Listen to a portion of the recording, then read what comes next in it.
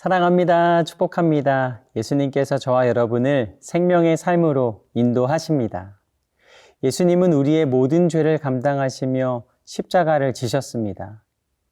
우리를 사랑하시기에 물과 피를 모두 쏟으셨습니다. 세상의 사랑은 어떤 조건과 기준을 요구하지만 예수님의 사랑은 모든 것을 아낌없이 내어주신 조건 없는 사랑입니다. 나를 향한 예수님의 사랑을 마음 깊이 되새기길 소망하면서요. 생명의 삶 히브리서 9장 23절에서 28절까지의 말씀을 함께 나누겠습니다.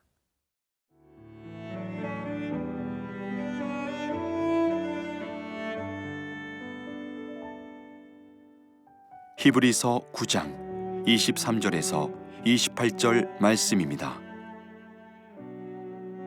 그러므로 하늘에 있는 것들의 모형은 이런 것들로서 정결하게 할 필요가 있었으나 하늘에 있는 그것들은 이런 것들보다 더 좋은 제물로 할지니라. 그리스도께서는 참것의 그림자인 손으로 만든 성소에 들어가지 아니하시고 바로 그 하늘에 들어가사 이제 우리를 위하여 하나님 앞에 나타나시고 대제사장이 해마다 다른 것의 피로써 성소에 들어가는 것 같이 자주 자기를 드리려고 아니하실지니 그리하면 그가 세상을 창조한 때부터 자주 고난을 받았어야 할 것이로되 이제 자기를 단번에 제물로 드려 죄를 없이 하시려고 세상 끝에 나타나셨느니라. 한 번 죽는 것은 사람에게 정해진 것이요 그 후에는 심판이 있으리니 이와 같이 그리스도도 많은 사람의 죄를 담당하시려고 단번에 들으신 바 되셨고 구원에 이르게 하기 위하여 죄와 상관없이 자기를 바라는 자들에게 두 번째 나타나시리라. 오늘 말씀은 이렇게 시작이 됩니다. 23절과 24절 말씀입니다. 그러므로 하늘에 있는 것들의 모형은 이런 것들로서 정결하게 할 필요가 있었으나 하늘에 있는 그것들은 이런 것들보다 더 좋은 제물로 할지니라. 그리스도께서는 참 것의 그림자인 손으로 만든 성소에 들어가지 아니하시고 바로 그 하늘에 들어가사 이제 우리를 위하여 하나님 앞에 나타나시고. 구약의 제사는 사람의 손으로 만든 성소에서 짐승의 피를 뿌려 정결함을 얻었습니다.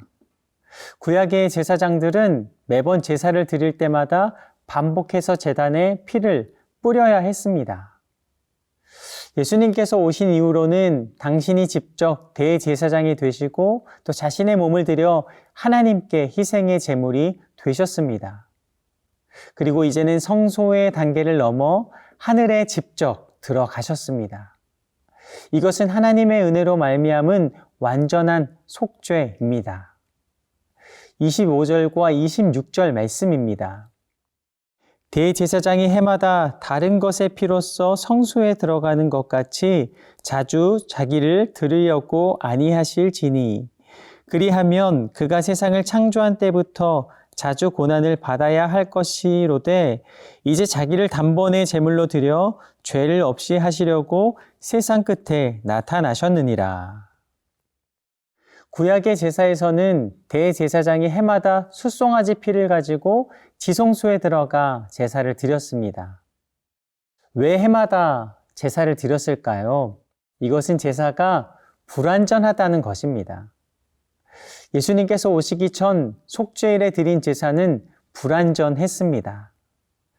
대제사장의 역할은 하나님과 백성의 중보자로 죄사함의 은혜를 구한다는 의미를 가지지만 또 정작 죄를 지은 사람의 희생이 아닌 가축의 피를 사용하기 때문에 율법의 형식은 만족시킬 수 있지만 죄의 근원에 대해서는 불완전했던 것입니다.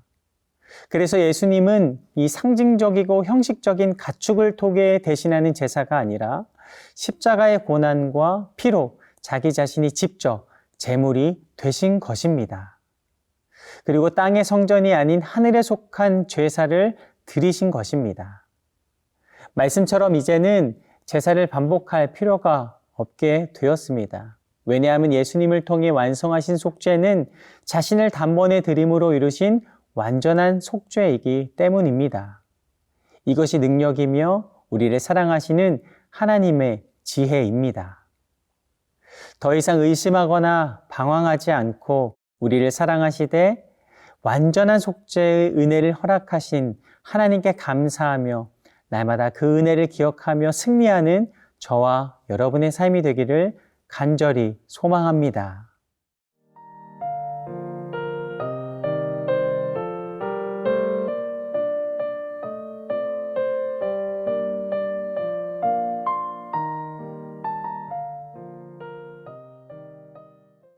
예수님을 사랑하며 따랐던 제자가 과연 가장 사랑했던 제자가 누구일까?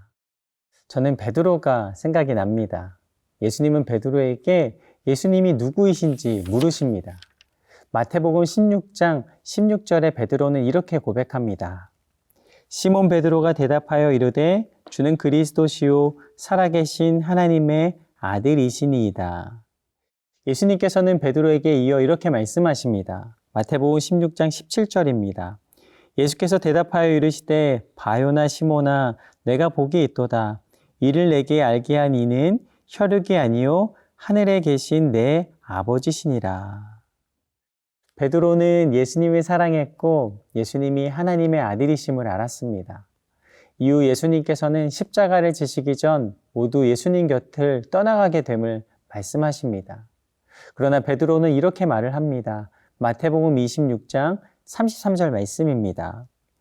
베드로가 대답하여 이르되 모두 주를 버릴지라도 나는 결코 버리지 않겠나이다.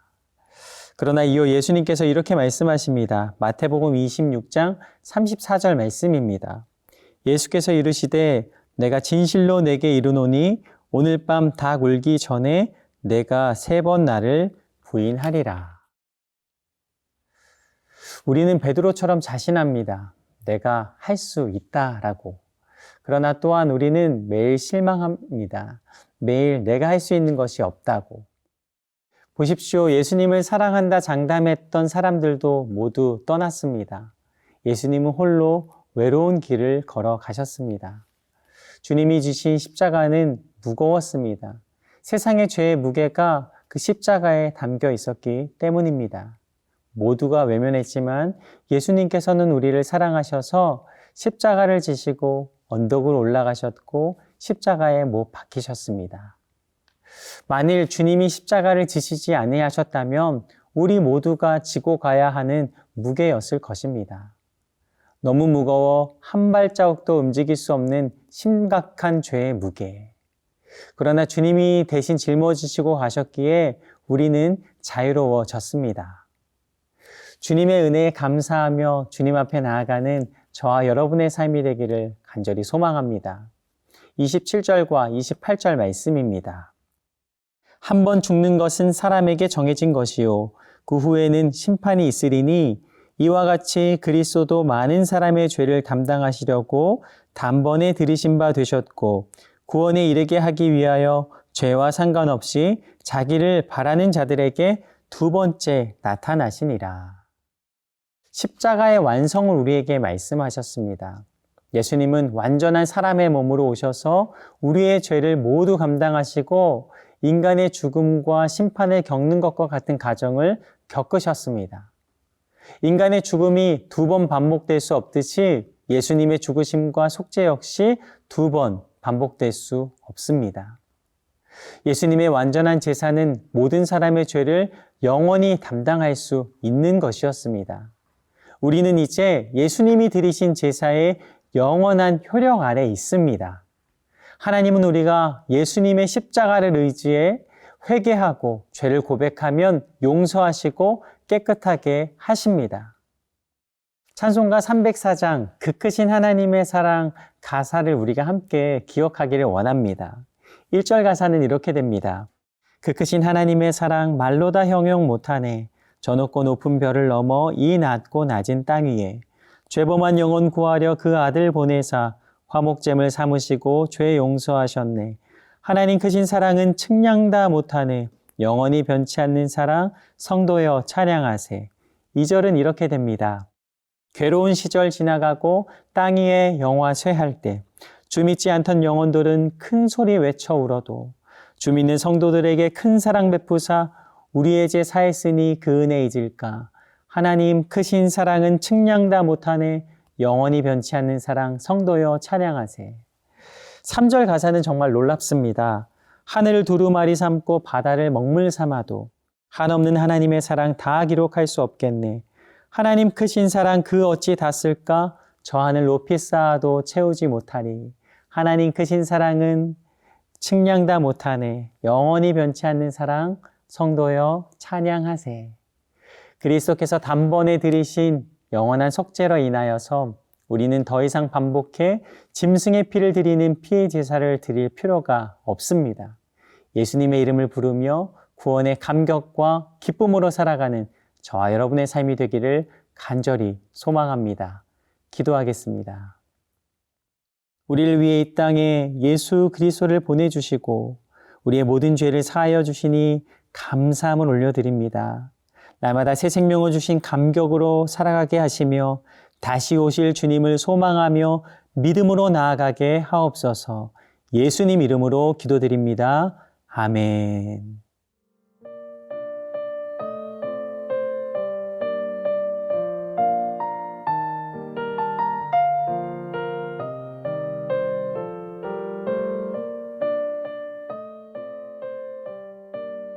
이 프로그램은 시청자 여러분의 소중한 후원으로 제작됩니다.